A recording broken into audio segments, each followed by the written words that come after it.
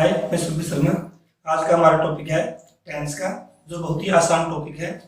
लेकिन टेंस का नाम सुनते ही बहुत सारे लोगों को क्या लगता है, टेंशन सी हो जाती है कि उन्हें इंग्लिश नहीं आती। बस उनके पास एक ही वजह होती है, एक ही बहाना होता है कि बस एक बार मुझे टेंस आ जाए तो इंग्लिश में ये चुटकियाँ बना दूँ। तो चलिए आप चुटकी तैयार कर लीजिए, क्योंकि टेंस का बहाना नहीं चलने वाला है। क्योंकि टेंस हम इतने आसान तरीके से आपको सिखाएंगे कि आप चाहकर भी भूल नहीं पाओगे। तो आइए आज का लेसन शुरू करते हैं कि टेंस कितने आसान तरीके से हम सीख सकते हैं, ताकि आपका कंफ्यूजन ना हो, कोई आपको टेंशन ना हो। तो सबसे पहले हम टेंस के बारे में मोटी मोटी सी बात करेंगे। बताना चाहता हूँ आपको कि टेंस है क्या। जैसे टेंस का मतलब सभी को पता है कि टेंस होती है काल। काल यानी कि समय। तो इस समय में और जो काल है, इसकी परिभाषा में टेंस जो हम टेंस के मामले में सीखना चाहते हैं। तो समय तो है, लेकिन जो ये टेंस है जिसको हम समय बोलते हैं, क्रिया का समय है। समय यानी क्रिया का समय, क्रिया का समय, ये टेंस है। क्योंकि हम इसको डिफाइन करें तो to express the time of an action, क्योंकि क्रिया का समय व्यक्त करना ही टेंस है। क्योंकि सीधा समय जैसे 9 बजे, ये टेंस नहीं है, क्रिया होनी चाहिए उसके अंदर, वो समय है। तो समय इस प्रकार से 3 पार्ट में डिवाइड कर लिया है, प्रेजेंट, पास्ट और फ्यूचर। ज्यादा डिटेल में हम नहीं जाएंगे, बाद में आएंगे। पहले मैं एक सिंपल सा जो हम तरीका सिखाना चाहते हूँ वो आप सीख लीजिए। तो ये मुख्य मोटी मोटी सी बातें मैं आपको बताना चाहता हूँ। क्योंकि जो समय अब है वो प्रेजेंट है, जो समय था वो पास्ट है, जिसमें क्रिया हुई पास्ट में, और जिसमें आगे कोई क्रिया होगी यानी होगा कोई भी कार्य, वो फ्यूचर होगा हमारा। तो इस प्रकार से हर पार्ट के 4 भाग हैं, present indefinite, present continuous, present perfect और प्रेजेंट परफेक्ट कंटीन्यूअस। तो इसी प्रकार से इनके past indefinite, past continuous, past perfect, past perfect continuous, और यही इसके हो जाएंगे future indefinite, future continuous, future perfect और फ्यूचर परफेक्ट कंटीन्यूअस। और इस टेबल को इसी प्रकार से आपने बनाना है ताकि आपको कोई कंफ्यूजन ना हो। तो सबसे पहले आज हम सीखेंगे कंटीन्यूअस टेंस, क्योंकि ये बिल्कुल आसान पड़ती है, और इससे आपको पहले इसके अंदर जो इंग्लिश है टेंस हमारी, उसके अंदर आपकी रुचि बढ़ेगी और अगली जो टेंस अपने आप आपके समझ में आती रहेगी। तो टेंस सीखने के लिए सबसे पहले हमें 2 चीज आनी चाहिए, एक तो प्रोनाउन, एक वर्ब। प्रोनाउन की लेसन हमने पहले कर लिया है, और वर्ब जितनी भी आपको याद होंगी उतनी ज्यादा आप सेंटेंस बना पाओगे। तो एग्जाम्पल के तौर पर हमने अभी 1 2 3 4 5 ही वर्ब लिए हैं, लेकिन इनके 3 रूप हमने याद करने, चौथा रूप भी जैसे हम आगे बताएंगे कैसे बनाना है इनको। तो सबसे पहले हम शुरू करते चलो कंटीन्यूअस टेंस।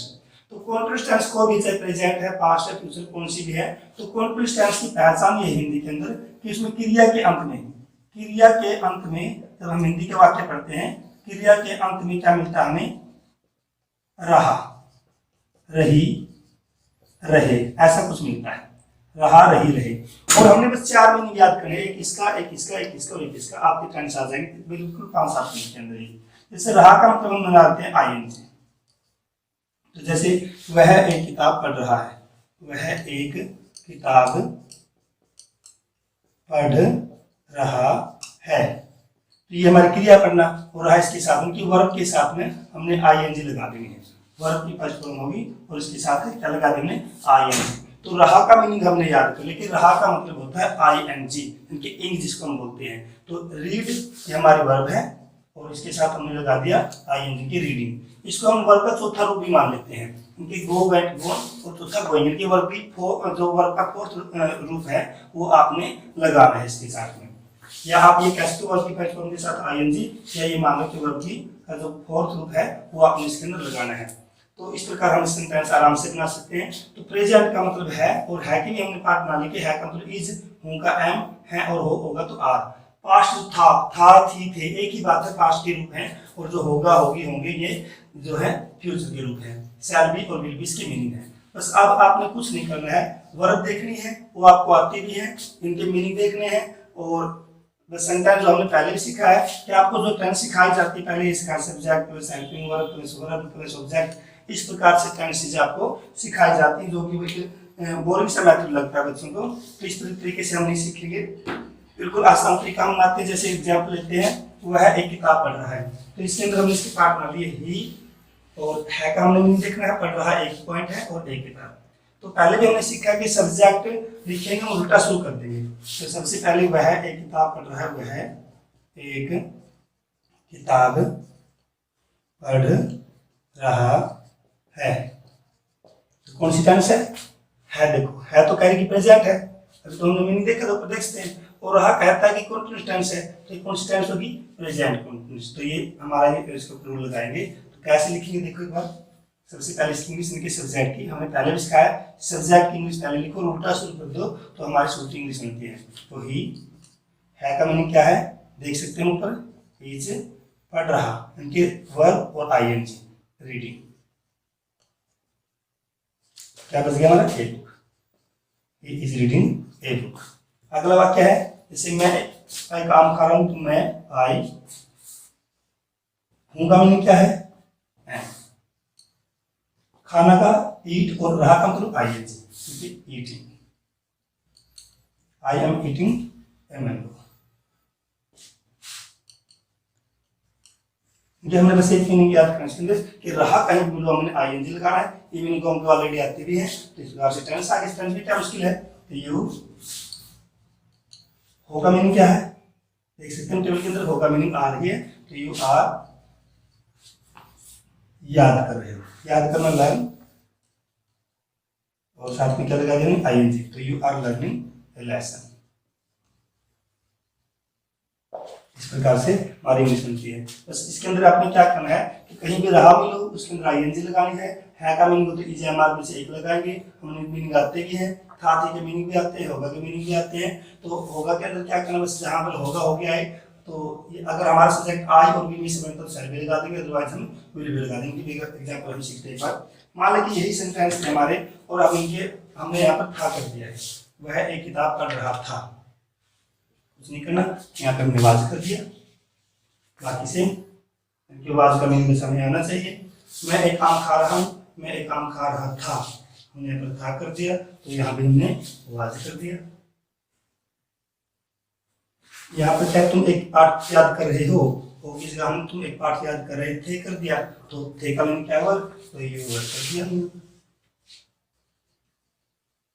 देखो कुछ नहीं करना, हमें बस ये 1 2 3 4 मीनिंग याद करने हैं और ये मीनिंग हमें ऑलरेडी आती है। बस सीखने के वर्ब पे कहीं भी आज रहा मिलता हमें, बस वर्ब के साथ आईएनजी लगा देनी है। या मान लो कि इसका और भी आसानी करने के लिए हम क्या करते हैं, वर्ब के तीनों रूप हम हमेशा याद करते हैं, एक चौथा रूप और बना लेते हैं, जैसे गो, वेंट, गॉन और आईएनजी वाला एक रूप हम बनाते थे, तो इसका क्या बनेगा, गोइंग।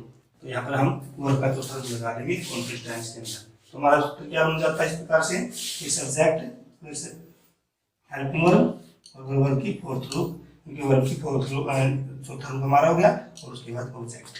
बस तो इस प्रकार से हम देखेंगे तो सेंटेंस में आती है, क्या है, ये सब्जेक्ट है, ये हेल्पिंग वर्ब है, ये वर्ब है और ये ऑब्जेक्ट है। तो जो रूल हम ऑलरेडी सीखते आ रहे हैं, पहले हमारे टीचर सिखाते हैं, वो भी हमारा बन गया, लेकिन इसको और आसान बनाने के लिए हमने इस तरीका बनाया है। तो पहले हम सब्जेक्ट लिखेंगे और बिल्कुल उल्टा शुरू कर देंगे और आसानी से हम टेंस सीख सकते हैं। तो मेरे हिसाब से कोई लिखना मुश्किल नहीं थी। तो एक एग्जाम्पल हम फ्यूचर का और ले लेते हैं इन्हीं सेंटेंसेस से। तो वह एक किताब पढ़ रहा है का हमने वाक्य बना लिया था का हमने बना, तो जरा हम फ्यूचर का और एक एग्जाम्पल ले लेते हैं। तो यहाँ पर होगा, होगी, होंगे, होंगे, इस प्रकार से सेंटेंस होते हैं। वह एक किताब पढ़ रहा है का हमने वाक्य कर लिया, वह किताब पढ़ रहा था का, वह किताब पढ़ रहा होगा लिख दिया, मान लिया हमने।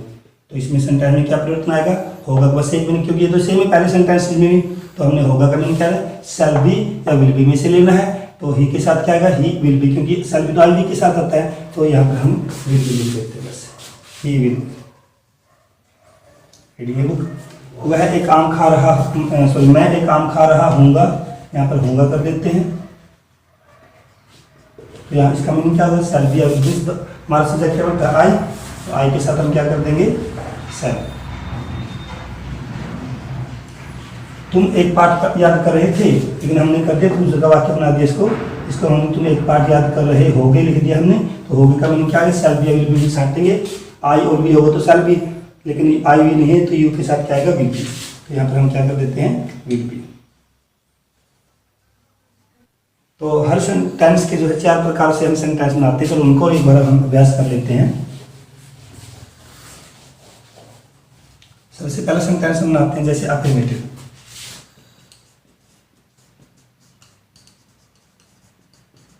उसके बाद नेगेटिव, उसके बाद इंटरोगेटिव और उसके बाद नेगेटिव, इंटरोगेटिव नेगेटिव।